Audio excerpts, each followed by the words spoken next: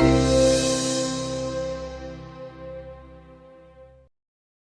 RCR Wireless News, this is Sean Kinney. I'm joined today by Mr. Daniel Ding, Senior 5G Marketing Director for ZTE, and we're going to discuss how operators can decrease their own power consumption while helping their customers do the same. So to start with, Daniel, help us understand in the context of 5G why it's important to focus efforts on reducing power consumption toward the radio access network.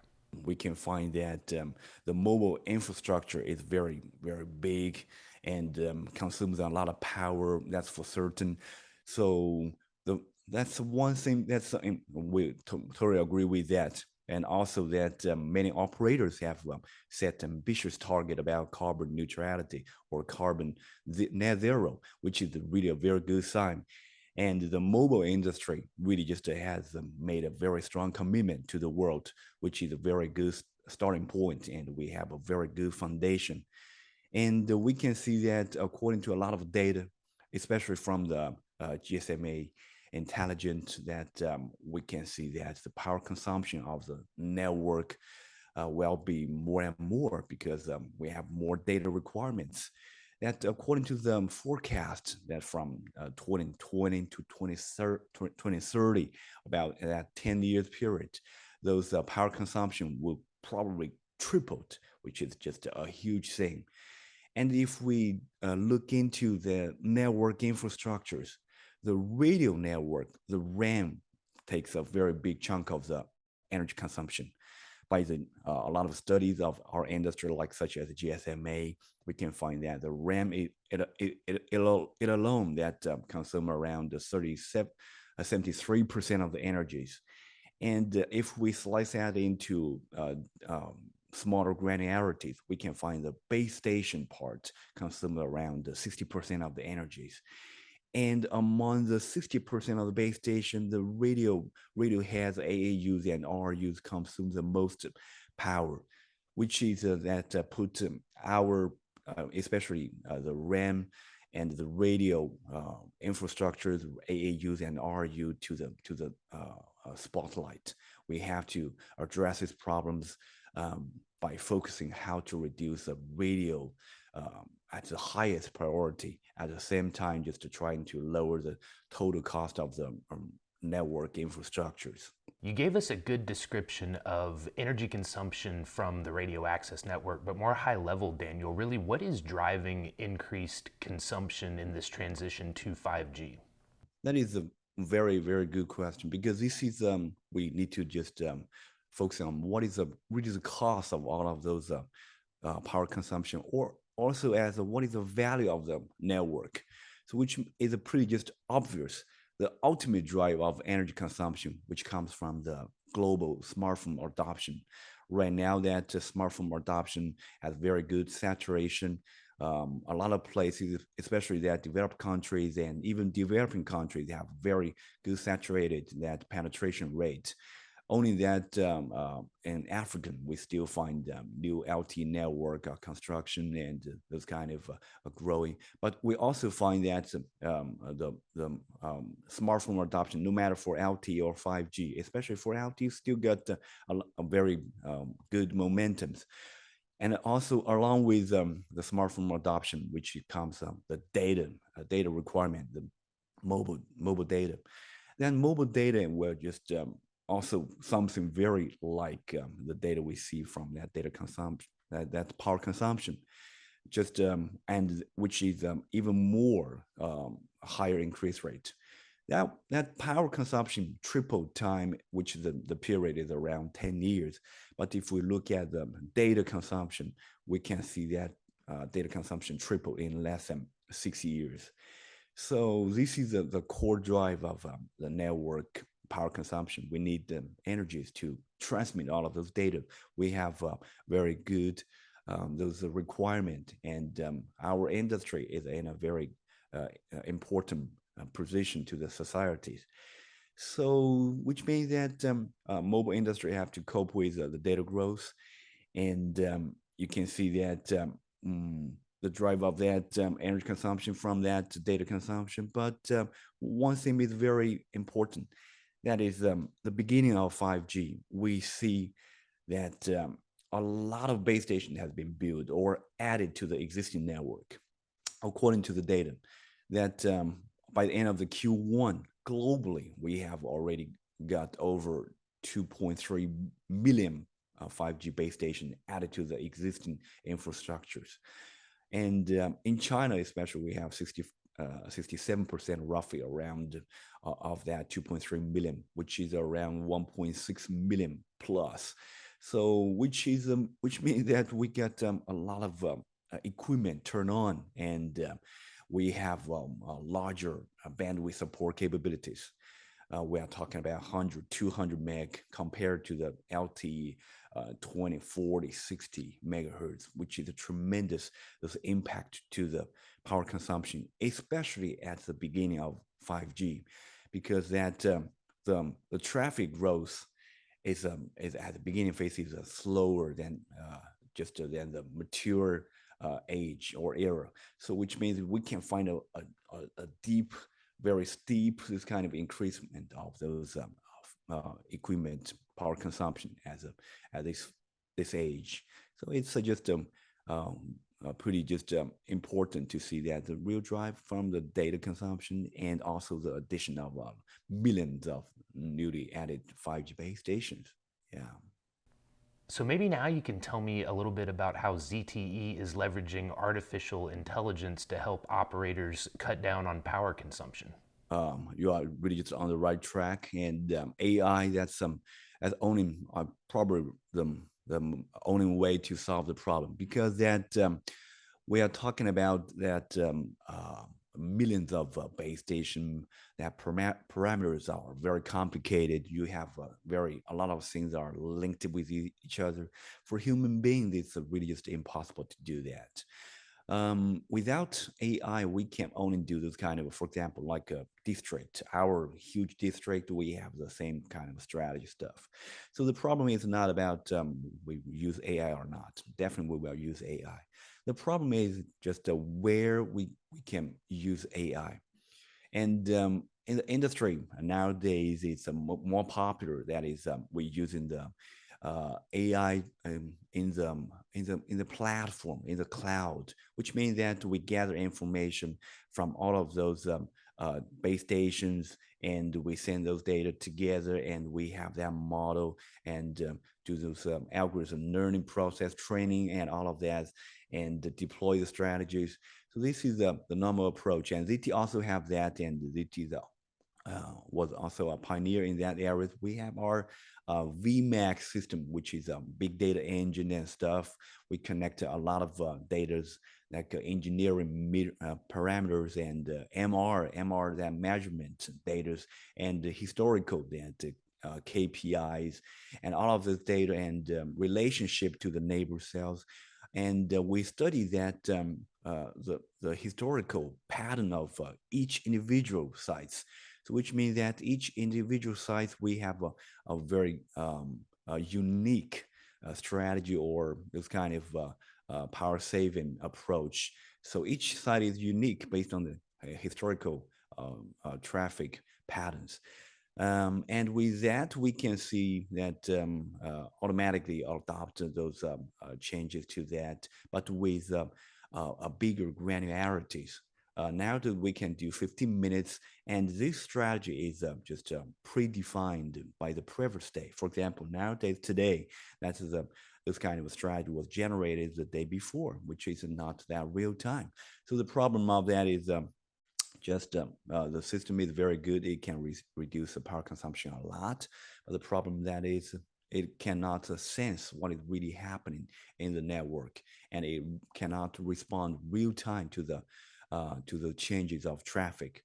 So that's why we have that the new approach. We put the AI into the base station, which is quite close to the AUs and RU and also to the users. So because that if we have the capability to have the AI engine in the base station, we will have the capability to access a ton of that real-time, pretty like raw data, which cannot be transmitted to the network, to the cloud. Like we can have different kinds of, our system is constantly doing those kind of control signaling and stuff, which are a lot of data stuff. So we can have the capability to sense what kind of user traffic they are doing and what kind of apps they are using, for example, WhatsApp or Zoom meeting and stuff. We can sense all of those data, and we can have the this kind of knowledge base of what is different location, different layer, LTE layer, 5G layer, which band, what is the traffic like, what is the real time spectrum efficiency like. So we can make the system very nimble and respond to the traffic fluctuation or the user changes just near real time. And so this is just the big advantage of our AI. We call that a multidimensional service aware energy saving.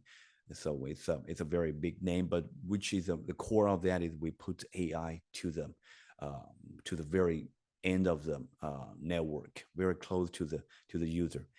And this is comparing to the AI for different level. And we also have something that keeping improving our mechanism to how to shut down things, because of how to shut down things, which is a fundamental for those power saving technologies. We are keeping upgrading our systems. Nowadays, we introduce just one more just type of shutdown, which we call that hibernation. Hibernation is just because the power consumption of the AAU is not linear. For example, if right now we have zero traffic, but still you have to maintain the basic function of your very big PCB board on, and also the baseband processing and some other things on. So that consumes a very big chunk of this basic power consumption, which is around 200 watt. And ZTE planned one feature several years ago. We have a very tiny little power module which is separate from the big PCB boards. And with that special module, we can just shut down everything and leaving only that part on. And the power consumption can reduce dramatically from that 200 watt to only 5 watt, which is very important because those kind of zero traffic and most of that happen at night. And for example, like 1 a.m. to 6 a.m., which is a long period of time. So if we can reduce it from 200 watt to 5, that kind of accumulated power consumption saving is just a very prominent. So then in the context of net zero goals that many operators and their customers are pursuing, how does reducing the power consumed by network infrastructure help advance that long-term transformation to net zero? That's just really just something we need to work together to make that happen.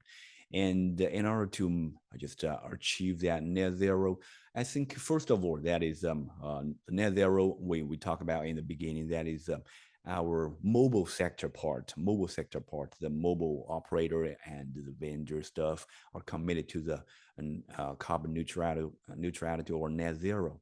And one thing that is just very important, that is mobile industry is just infrastructure, and we enable the transformation, the digital transformation for other ICT industries.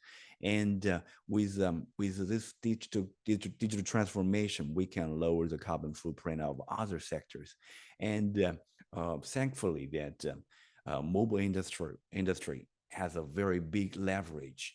According to the studies carried out by GSMA with that carbon, it is called that carbon trust or some. It is called. Wait a second. It is called carbon trust, which is that research has happened in 2019. That the mobile industry have a huge leverage effect, which is around 10 times. The mobile sector can help other industry to saving their carbon footprint. And with that, then ZTE has also been working very closely with a lot of vertical industry directly.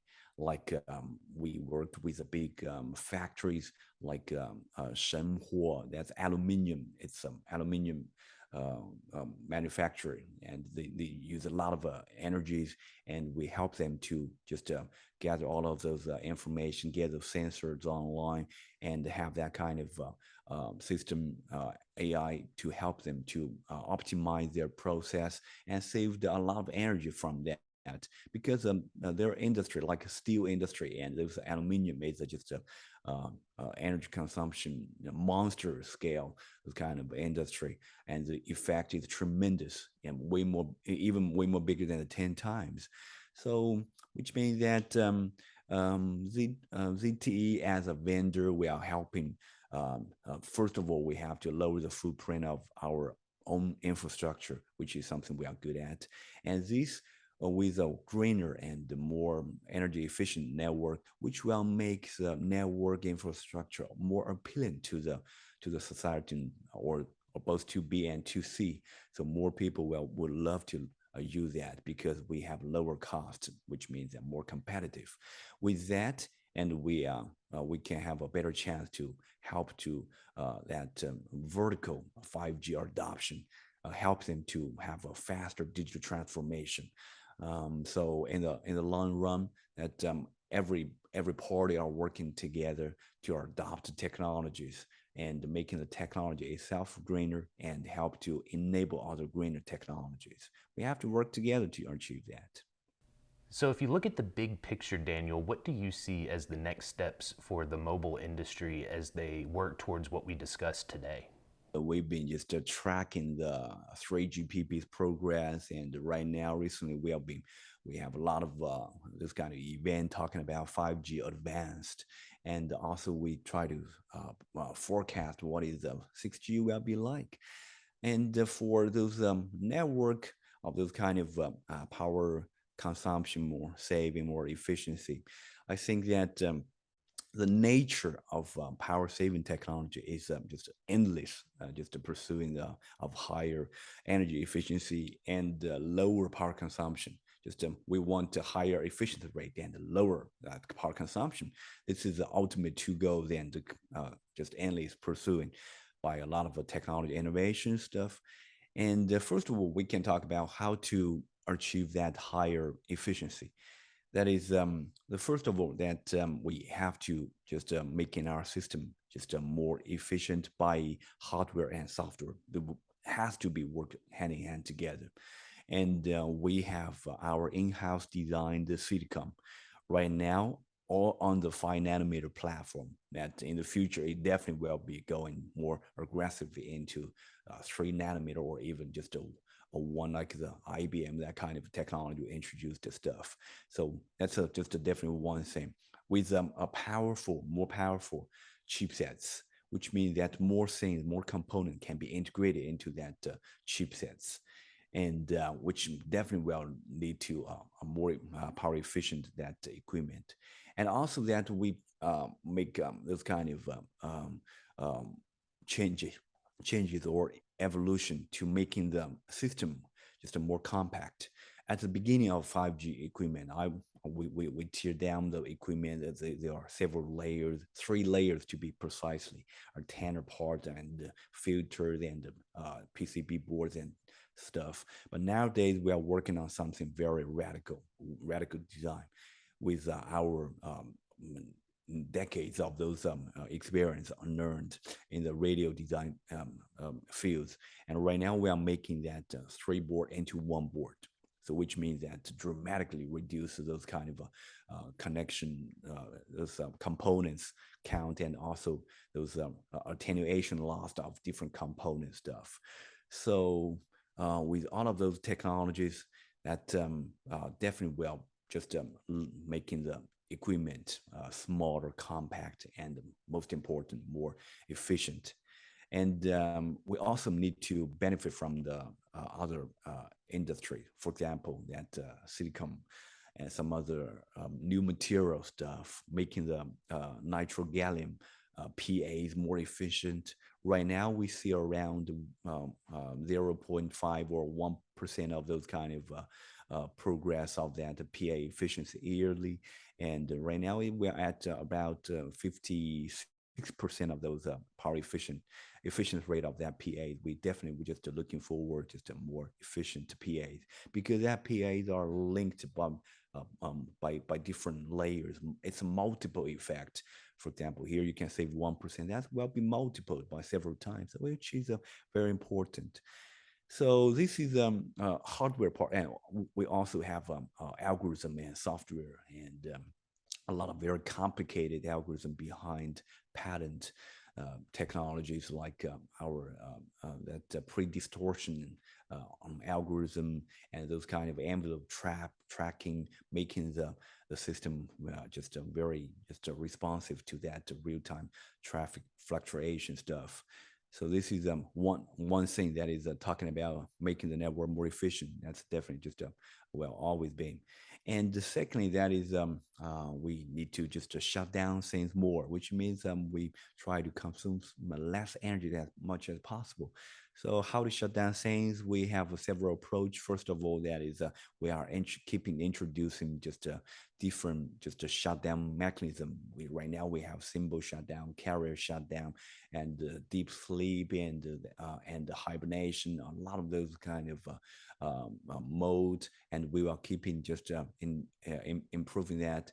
And we also have that indoor shutdown stuff, that Q cell, that very accurate spot shutdown and stuff. So these are those kind of like our arsenals, our toolkits. That's something we can choose from. This is the foundation of that. We are keeping strengthening the foundation. At the same time, we are introducing more and more AIs. AI right now we are doing something very cool, like already happened with Fujian with some Chinese operator already, and we are doing that intention driven network, which means that the network we can just give the network some natural languages. For example, we can say that to the network, okay, network now enable power consumption more aggressively, something like that. And the network can understand the human language. That's very easy with a lot of those existing IT technology. More important that the network will try to using the data to figure it out how to making the system more power efficient by itself. It has an algorithm. It just got more and more of those kind of data and started to learn stuff. So this is something we are involved into the more autonomous network using AI, more smart network. But this is a very long progress. And we see that the 3GPP R18, 19, all the way to 21, that intelligent autonomous network is always on the radar. Even 6G, that is an autonomous network, intelligent that radio air interfaces stuff is definitely just part of the big pictures.